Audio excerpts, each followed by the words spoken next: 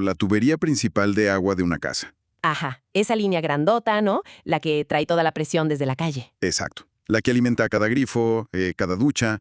Bueno, visualicemos que alguien, por alguna razón inexplicable, ha puesto una pinza mecánica muy apretada justo en el centro. O que le hicieron un doblez súper pronunciado, claro. Sí, tal cual. Entonces, el flujo de agua, pues, se reduce drásticamente. Antes del doblez, la presión está a punto de reventar los tubos. Y después del doblez, apenas si sale un chorrito. O sea, nada.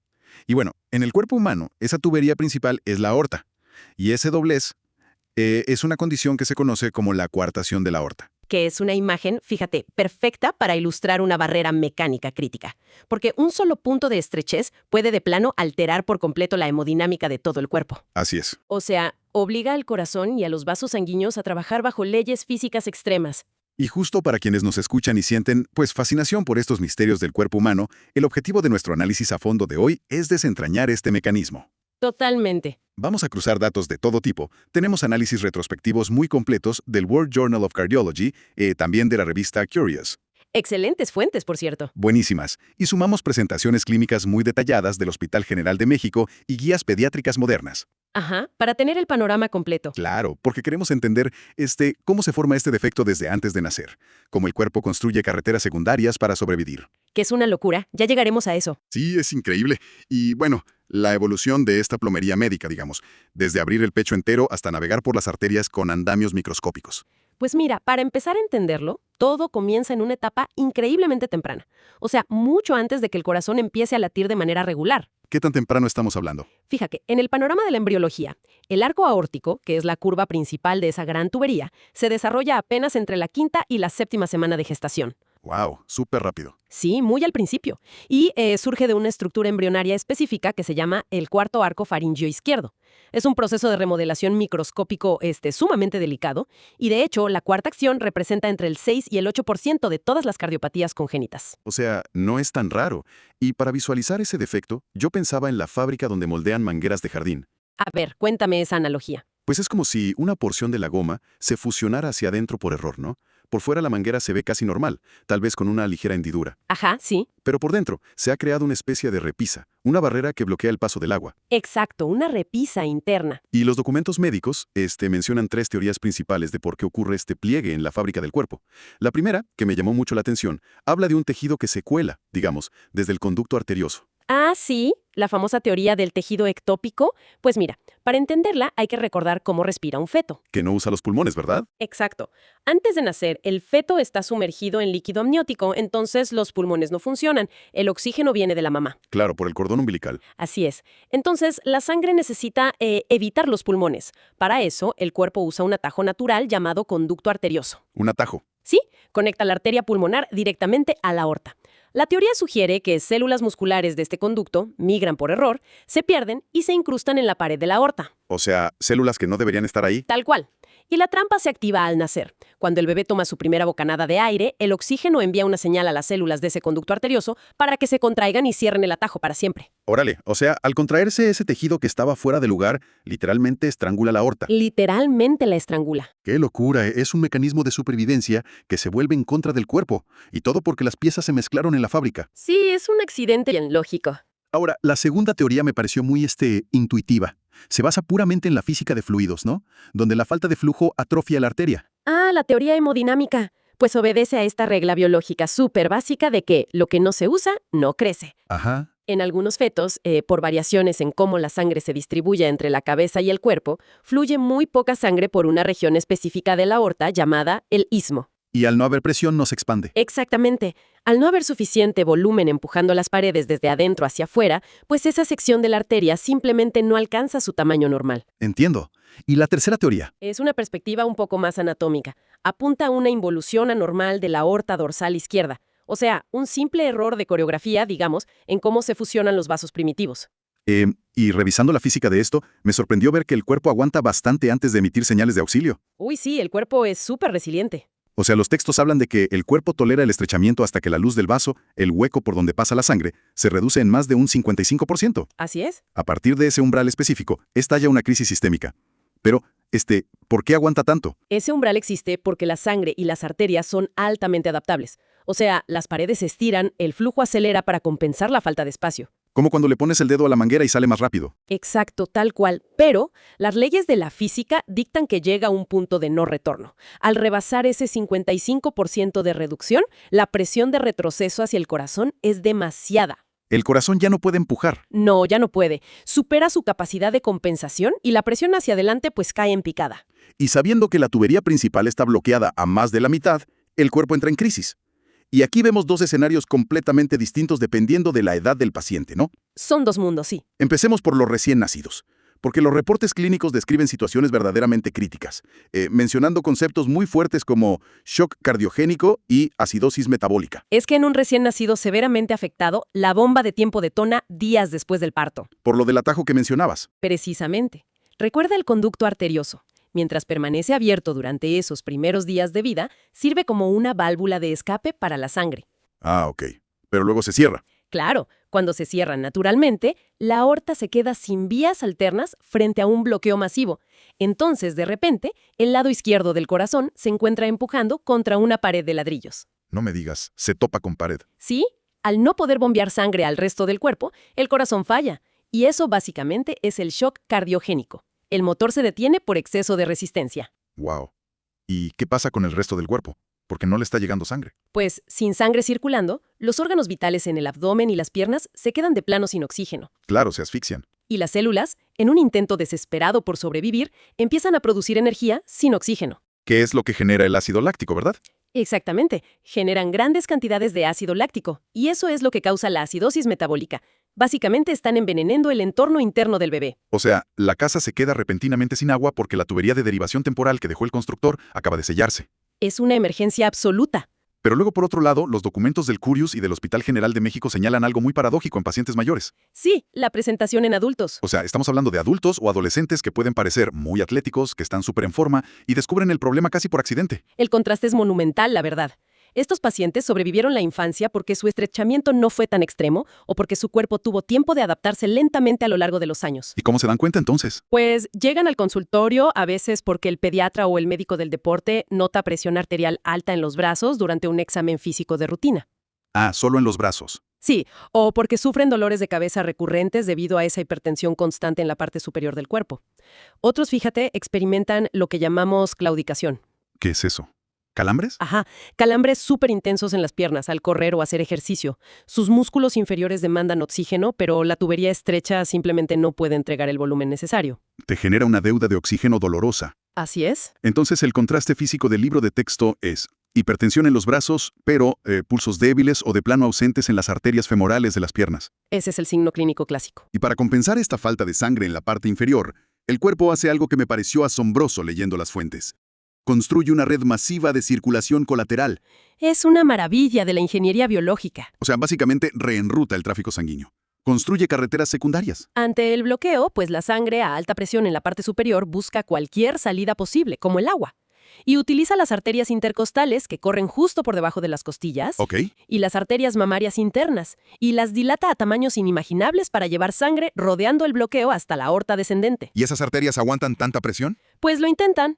El volumen y la fuerza de este flujo alterno es tal que la pulsación constante de estas arterias intercostales agrandadas, al golpear contra la parte inferior de las costillas, literalmente erosiona el hueso con el paso de los años. Órale. Eso es, ponga, una de las cosas más visuales que leí en las imágenes diagnósticas.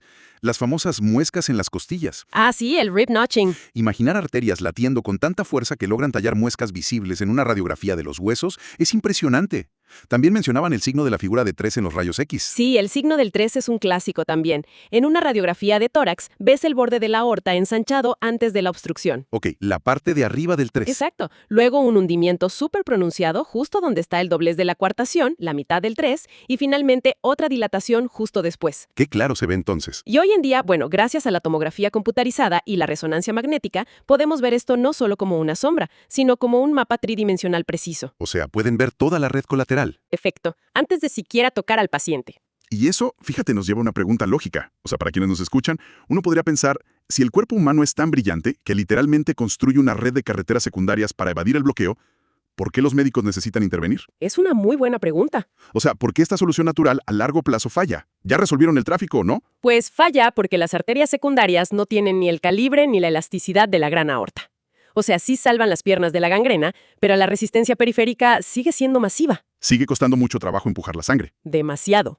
El ventrículo izquierdo, que es la cámara principal de bombeo del corazón, tiene que hacer un esfuerzo brutal en cada latido para empujar la sangre por esos pequeños desvíos. Claro, se cansa. Más que cansarse, ese sobreesfuerzo crónico causa hipertrofia, un engrosamiento masivo del músculo cardíaco que eventualmente lleva a una insuficiencia cardíaca. Wow. Y además, imagínate la alta presión sostenida en la mitad superior del cuerpo.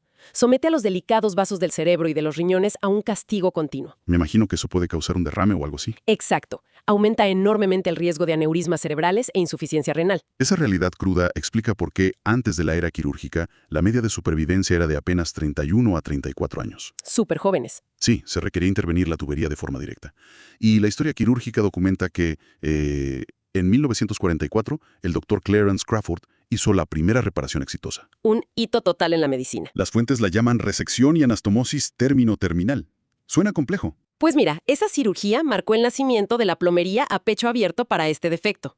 Y el concepto, aunque el nombre suena rimbombante, es mecánico y muy directo. A ver, explícanos. El cirujano detiene el flujo, corta la sección estrechada, de plano la retira por completo y luego tira de los dos extremos sanos de la aorta para coserlos frente a frente. Literalmente cortar y pegar. Tal cual. Y con el tiempo, esto evolucionó a la anastomosis término-terminal extendida, donde se corta un ángulo más amplio bajo el arco aórtico para asegurar una apertura gigantesca. ¿Y por qué hacerla más amplia? Porque en niños pequeños es vital para evitar que la cicatriz vuelva a formar un anillo restrictivo cuando crecen. Claro, porque el niño va a crecer, pero la cicatriz no tanto. Ahora, al revisar la historia, hay técnicas posteriores que la verdad me dejaron perplejo por los riesgos que conllevan, Sí, la historia de la cirugía tiene sus tropiezos. como la aortoplastia con parche. O sea, en lugar de cortar el tubo en dos, hacían un corte a lo largo del defecto y cosían un parche de material sintético para ensancharlo. Pues la intención en su momento era excelente, ¿eh? Querían evitar la disección extensa alrededor de la aorta. Sonaba menos invasivo. Exacto, pero la física de fluidos no perdonó. Al poner un parche sintético rígido en un lado, toda la presión de la sangre rebotaba contra la pared opuesta de la aorta nativa. O sea, la parte que no tenía parche. Ajá, esa pared viva no soportaba la tensión asimétrica, se debilitaba y se abombaba. Estos pacientes, décadas después, desarrollaban aneurismas gigantescos. ¡Qué peligro! Sí, algunas series históricas mostraban aneurismas en más de la mitad de los pacientes tratados con parches, así que se obligó a abandonar la técnica casi por completo. Y luego está, la ortoplastía con colgajo de subclavia, que me pareció una locura. Ah, ¿el subclavian flap? Sí. Consiste, por lo que leí, en tomar la arteria subclavia izquierda, que es la que alimenta de sangre al brazo izquierdo, sacrificarla, cortarla, y usar su tejido como un parche vivo para ensanchar la aorta. Así es, utilizaban el propio tejido del paciente. Pero a ver, espera. Sacrificar la arteria de un brazo para parchar la arteria del corazón. Es literalmente como desmontar la tubería del fregadero de la cocina para arreglar la tubería principal de la casa. Es una gran analogía. O sea, salvas la casa, pero la cocina se queda sin presión. Pues sí, el razonamiento detrás de ese sacrificio era usar un parche que estuviera vivo y que pudiera crecer junto con un bebé. Ah, evitando el material sintético que decíamos. Exacto. Pero efectivamente, la cocina paga el precio. Al quebrar el brazo izquierdo con mucha menos irrigación, su crecimiento muscular se frena. Se queda más delgado el brazo. Sí, y además se producía un fenómeno neurológico súper fascinante, conocido como el síndrome del robo de la subclavia. ¿Robo? ¿Quién le roba a quién? Imagínate, si el paciente usaba intensamente el brazo izquierdo, digamos haciendo ejercicio, el músculo demandaba tanta sangre que literalmente la robaba de la circulación cerebral. No me digas. Sí, invirtiendo el flujo de las arterias vertebrales. Y claro, eso causaba mareos o desmayos. Las consecuencias funcionales, de plano, pesaron demasiado a largo plazo. Bueno, es que entrar al tórax, abrir la aorta, sacrificar arterias, todo esto implica un estrés inmenso para el cuerpo. Así que la medicina, lógicamente, buscó una entrada menos invasiva. La plomería desde adentro, como le decías. Exacto. Llegamos a la era de los catéteres y los globos en la década de los 80s. La idea de introducir un tubo por la pierna, llegar al corazón e inflar un globo para estirar la zona suena increíble. Sonaba a ciencia ficción en su momento. Pero al leer el World Journal of Cardiology, hubo un detalle que me detuvo en seco. O sea, el globo no solo estira la arteria, literalmente desgarra las capas internas de la pared arterial, la íntima y la media. Así es un trauma mecánico directo. Pero a ver, ¿cómo es que causar un desgarro interno en la arteria principal del cuerpo se convirtió en una estrategia aceptable en lugar de un corte limpio con bisturí? Pues es una reacción supernatural, horrorizarse ante la idea de desgarrar deliberadamente la aorta, la verdad. Suena contraintuitivo. Lo es, pero este es el cálculo de riesgo y beneficio que define a la cardiología intervencionista. La constricción de la coartación está formada por tejido fibrótico, es decir, súper duro e inelástico. Ajá, como una cicatriz dura. Exacto. Entonces, la única forma de que un globo abra esa luz desde adentro es rompiendo esas fibras mediante un desgarro controlado. Desgarro controlado. Ok. La comunidad médica lo aceptó porque, de nuevo, la alternativa era volver a abrir el pecho del paciente, someterlo a una anestesia profunda, meterlo a una máquina corazón-pulmón y semanas de recuperación súper doloroso. Pero el desgarro tiene un costo, ¿no? Debilita la pared de la arteria. Y ahí es donde entra un dato crítico, claro. Porque los estudios mostraron que en pacientes nativos, o sea, los nunca antes operados, el uso del globo provocaba aneurismas peligrosos en un 35% de los casos. Sí, un porcentaje altísimo. Porque la pared, como dices, quedaba inestable.